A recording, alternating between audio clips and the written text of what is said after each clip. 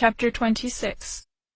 An estate's worth of flowers began streaming into the castle before sunrise, woven arrangements and garlands by the wagonful. Zelda had hoped to sleep in, to let the activity orchestrate beneath her before she was required, but the distant hums, clatters, gasps and laughs stirred her from lush, enveloping slumber, and once her mind had seized upon the fact that this was the day, it was impossible to keep her eyes shut. Despite the episode with Cece and the gowns plummeting her early spirits, she couldn't resist the crescendo of excitement wafting through the halls like fumes in the ensuing days, a kinetic anticipation towards something big and wondrous. Voices between the guards and staff carried a bit higher, lilting into an undeniable ease. She saw more of them now, crisscrossing the staircases and chambers and wings, as if the imperative to sidestep around her had been eased. She swore she even caught a couple of grins lobbed in her direction before they remembered themselves, turning their eyes back to the floors and carpets. Over the last day, the trail of banners leading from the castle gates to the town below had been festooned with blossoms, and strings of flags crisscrossed the buildings and streets like a festive spiderweb. Bunting highlighted the trim around the buildings, satiny glisten draping from the windowsills, the awnings, the doorways. It reminded her of the incredible window displays from back when the kingdom still had the heart and ease to keep its holidays, when the shopkeepers used to arrange their wares in whimsical tableaus in an attempt to one-up themselves and their neighbors each year. There was the time the mushroom purveyor recreated Mount Hebra with her wares, complete with little Chilsham cap, springs and Hyrule herb spruce trees, prompting the baker across the street to erect Goron City out of spun sugar and gingerbread, including rock candy lanterns that glowed in the evening light. Ribbon and swags twisted around frames and doors as the school children ran free on holiday, making up their own cotillion waltzes as they pretended to be guests of the king and queen. The scent of honey-glazed meat skewers wafted from carts to snag the hungry bellies of revelers and admirers, like fish in a shallow pond.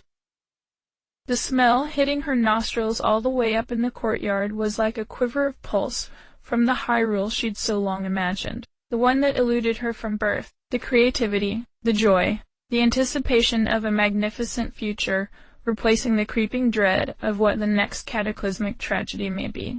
Where the most exciting developments were new books shelved in the library, and heroes and goddesses were only summoned for stories. "You're awake," noted Ganondorf, still turned opposite, his boulder of muscle and shoulder high enough to cast shadow where she slept. She stretched, wreathing her arms behind her pillow. "A little." He rolled around to face her, propping up on his elbow, a tired, curious squint crinkling his eyes. "The attendants won't be up to fetch you for hours." "I know. I just couldn't sleep knowing that so much is already happening," she admitted. "I can barely remember the last time there was a holiday here, let alone a full-scale, royal fete." He stroked his beard thoughtfully. "You're looking forward to it." "It's hard not to," she said. "Everyone is so thrilled. It's radiating right off the town square." "Interesting. I didn't think you enjoyed parties." "We haven't had any to speak of." He couldn't be delusional enough to think that the coronation would ever be catalogued as a celebration in her memory, no matter how dutifully she yielded in its wake. "You seem so sullen this week," he said. "Oh." She glanced away, picking at a snag in the airy white sheet. She'd tried to nudge away the festering disappointment in the dictation of how she was to appear at the event, and with it the creeping idea that even the simplest, most inconsequential verdicts were tipping out of her control, that the corral she'd patiently grazed within was closing in on her, erasing the pasture and leaving a pen. These fretful, agonizing visions of the future had to be trampled and beaten back, smothered into the deepest chambers of her heart, for her own self-interest, above everything else. It may have been a year, but she vividly remembered what could be conjured in the lockup, what was still waiting, hungry to feast on whatever was left of her soul. "It was the same way you brooded at Roaru and Sonia's little jamborees." Her breath hitched as the specter of that ancient court rose once more, back in that space of ambivalence, while she tried inventing new and more clever ways of convincing Ruru to heed her warnings, that their jewel of an ally, the unconquerable, proud king from the south, would dare defy them. You. Remember that. Watching you tried to blend into the stonework and depart the moment it didn't come across as an affront to your benevolent hosts? Quite well. He smirked, a vacantness clouding his face as the space of an eon settled into the creases. The worthless fools elbowing into the hall, desperate for a taste and a drink and some useless favor from their god of the sky. You baffled them, not just with that unconvincing origin story, but the way you listened in a way they were incapable. His thumb pressed her bottom lip in the same gentle, possessive cadence he'd first beheld her in the loft, a gesture he had, perhaps, imagined for 10,000 years. You were the only one who could see my promise of a threat, and I, the only one grasping the potential of a goddess. But Ruru and I. There is no daughter, no prince or princess. Once he and my Neru are gone, that will be the end of the Zonai. And when I'm gone, that will be the end of all of us. If you stayed. If she had stayed. If she had acquiesced to Sonia's pleas, would Ganondorf have brokered a deal with the king and queen then, and whisk away their niece in a diplomatic triumph, executing his coup without a drop of blood spilled? Could she have rewritten the history of Hyrule by purging herself from it? She could still see Sonia that night after the festival, sprawled on the balcony, the sparkling dazzle-fruit wine granting her the courage she wouldn't have had in the daylight, sending out her one last shot at Zelda's assimilation into their kingdom, up into the drenching moonlight like a firecracker. At the time she'd been affronted. How could she dream to ask her to abandon her home, and the night she'd naively spoken of in such girlish blushes and quivering remembrances? But in the rosy sepia retrospect, her heart tremored with sympathy for the doomed priestess who loved her husband ferociously, feared the extinction of his legacy tremendously, and watched a daughter tumble from the sky as an undeniable gift from the heavens. One last hope.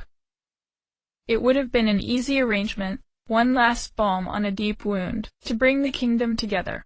A happiness for all. The disenfranchised arena, the emerging Hylians, the Ritos and Zoras and Gorons taken off edge from the spiraling tensions.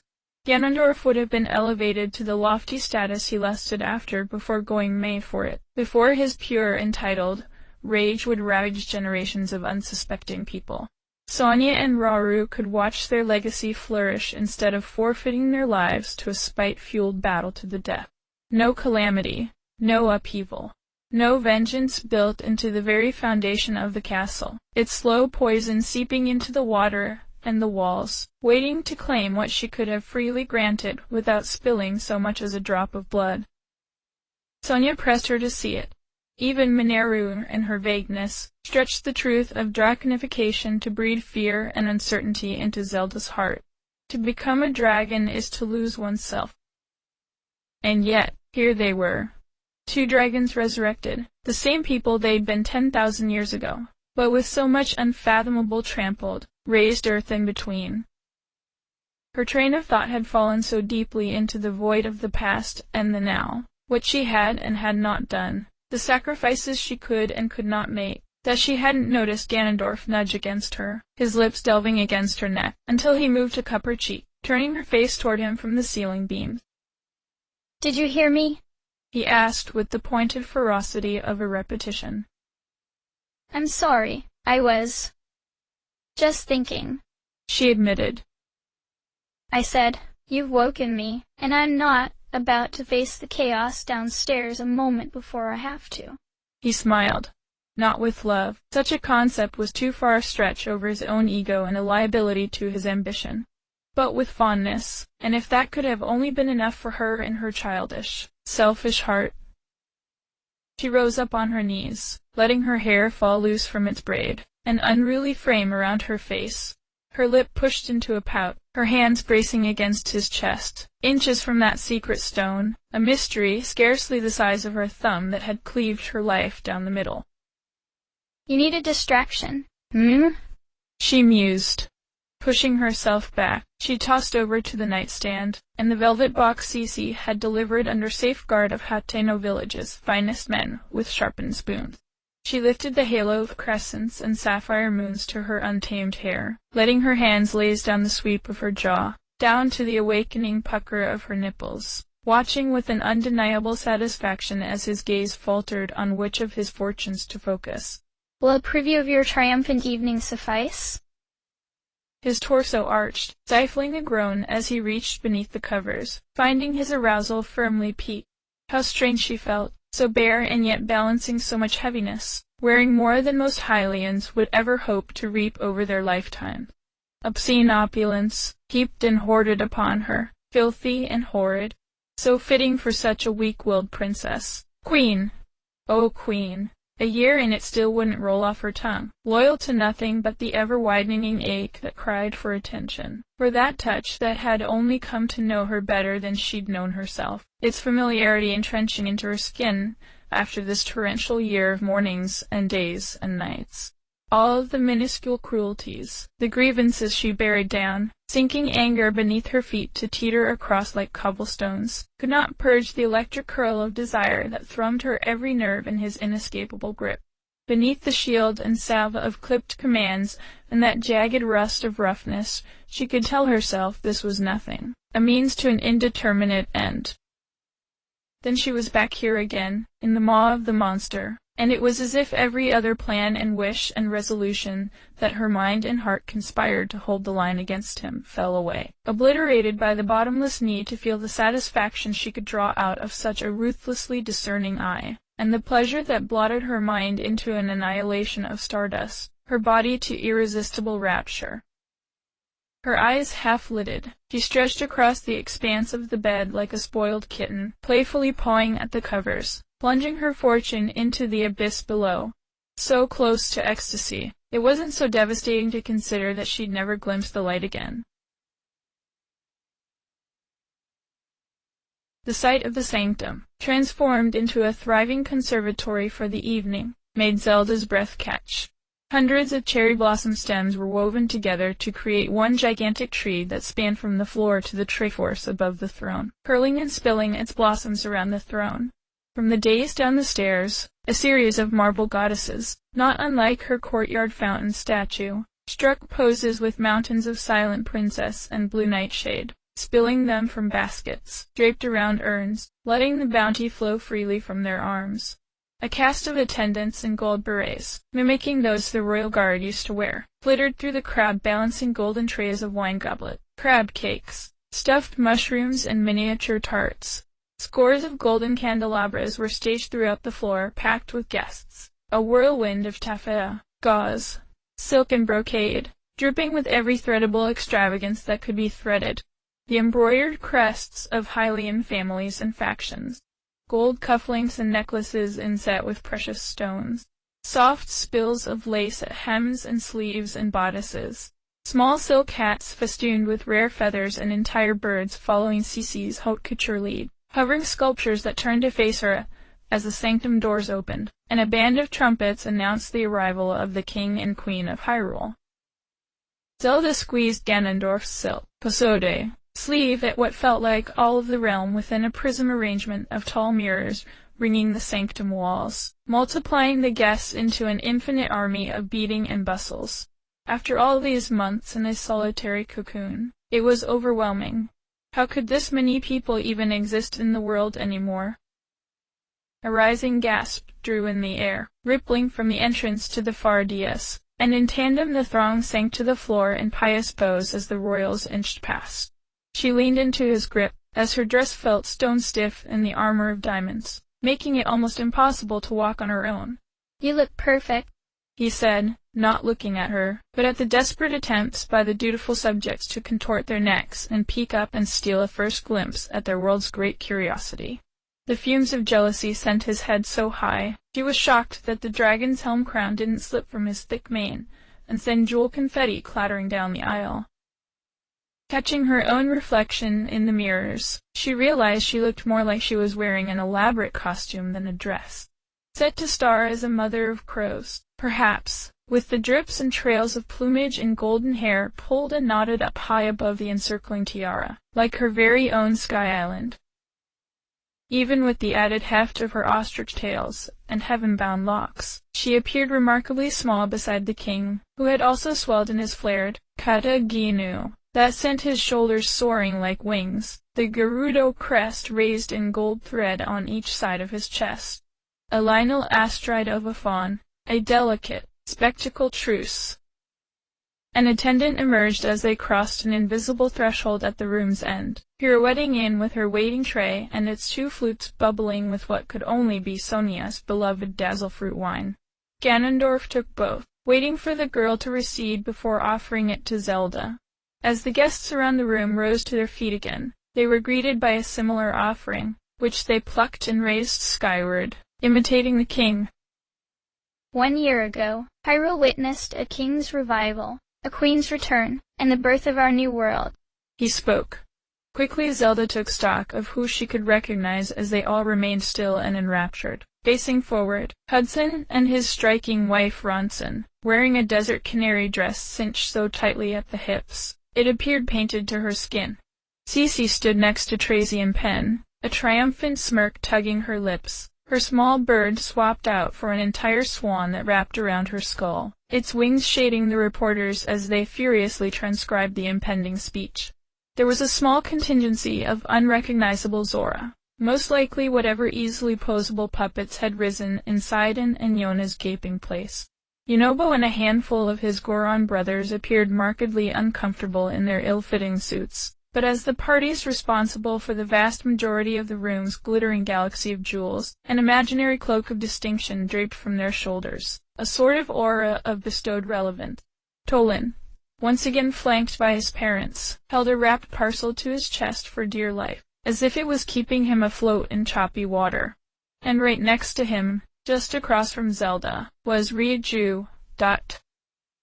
It was impossible not to stare straight into those giant green eyes, the ones that had reflected all of her soul's cowardice in her swift and defining downfall. They stared right back, and her cheek twitched ever so slightly, as if snared on something she was waiting to say. Turquoise silk draped from a single-angled shoulder, giving a glimpse of her lithe torso, trained and taught as firmly and rigidly as the Demon King himself, a body honed to strike but muted here in the heavy civility of the hall. Her billowy trousers draped in sheer layers made her appear like a mermaid, about to crest from the sea, her biceps and wrists adorned with stacks of bangles. She wore her crown without apology, a dare to the scorned, reigning Voon to possibly challenge. Around her clustered a dozen Gerudo warriors of her own, reflecting the opposite side of the desert right back up the dais. A world that continues to strengthen each day since its resurrection. The king went on. More prosperous, more secure, and more hopeful than it has ever been in any age prior. Power and wisdom united and unbreakable, just as the gods intended. A cheer rose slowly from the crowd, and she could feel the bloat of his stance, devouring their cowed approval. While I may be the muscle of this grand operation, he said with a swaggering smile, aching a laugh from the warming crowd, there will always be one, and only one, heart and soul of Hyrule. Your former princess, and my cherished wife, her ethereal highness, Queen Zelda. Din, Nayru, and Fairwar couldn't have crafted a more loyal, more precious treasure for me with their own golden hands. And it is in her honor, he went on, tipping his glass toward her own, that I raise this toast with you all. To Zelda. To Zelda, the chorus rang. His voice dropped, conspiratorially intimate, indecipherable any further than her arm's distance. May your legend never end. The fizzing nectar vanished from the crystal glasses, and the audience splintered off as the music burst forth. The attendants resumed their rounds, and 100 little cliques picked back up their conversations. As if on cue, frothing for their moment to strike, Ganondorf was surrounded by men and their overdressed women she didn't recognize, most likely those who'd been generous with tips and favors over the long hunt for the hero, and summarily rewarded with promising new stations in life. No one she knew, or cared to. They didn't seem to harbor any interest in her company, either. It was of little use to them, after all. It was clear to anyone present what she was now, and it wasn't someone useful. Not in this capacity, anyway. She clasped her hands at the waist, that nagging old feeling simmering in her chest, the uncertainty of what to do with herself. The edict had been deafening. Look perfect. She wished she could be properly placed alongside the marble goddesses, rising up the stairs. At least then she'd know what to do with her limbs. Thankfully, Tolan took her moment of vacancy to approach with the wrapped parcel held at wing's length. Your Majesty. His beautiful mother Psyche interceded, so sad and yet dignified as she tucked her wings to her chest, curtsying behind her quieted son. We, and all of the Rito, are grateful for your kindness and inclusion in your court today. This is for you. Tolan stammered, unable to meet her eyes. Thank you, friend, she said, feeling the bead of a tear gathering in the kohl-swept edge of her lash. She gingerly unwrapped the paper, revealing a floor-length coat of the thickest, snow-white wool, lined as snugly as a feather bed. Its collar a pillow of velvety rabbit's fur she could curl up in and have the best sleep of her life. Embroidered golden scallops and swoops crept up from the hem, tracing up to a triforce stitched in line with the small of her back. A genuine, breathtaking cry tumbled from her lips. Tolan, it's incredible, she said, wanting more than anything to connect with the sage so intricately woven into Link's old life, and by extension hers, to let him know that she was still on his side, that maybe there could be an after to all of this. This is truly the finest thing I may ever own. It's kind of a stupid present for spring, he mumbled, his wings awkwardly sagging to his sides. Not at all. Winter always returns, she said, trying to snag him with a smile, but failing. The Verena appreciated the coats you commissioned for their first season here, she directed instead to his mother and father. That's wonderful to hear, Saki said tightly, and the door slammed closed between them. I'm glad they were comfortable in their new home. Her stunning lavender wings nudged Tolan away with a nod, deftly avoiding the cluster growing around the king. Glancing down once more to admire the luxurious comfort she held, she failed to see the approach of swirling turquoise cresting at her hem. Princess. Ryuju's delicate hand circled Zelda's forearm, carrying her away from the Gerudo entourage that descended around Ganondorf with hearty shouts of Basak and Sevsaba Boena Ganon, demanding but not unfriendly, like a messy family. She managed to sneak her into a corner between candelabras, out of earshot even without the blustering band and revel. I hesitated to come, Ryuju confided, slowly and clearly, words she had committed and practiced. I didn't know how I could watch him gloat on his stolen throne and pretend as if the past year hasn't happened. But I was also aware that you have endured that insult every waking moment of every single day, and that I owed you the dignity of an apology. An apology? She blinked. What I said to you at Tam. I'm sorry. Must we say this? The coronation.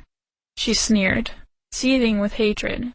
The way I spoke to you in your darkest, most heartbreaking moment was indefensibly cruel.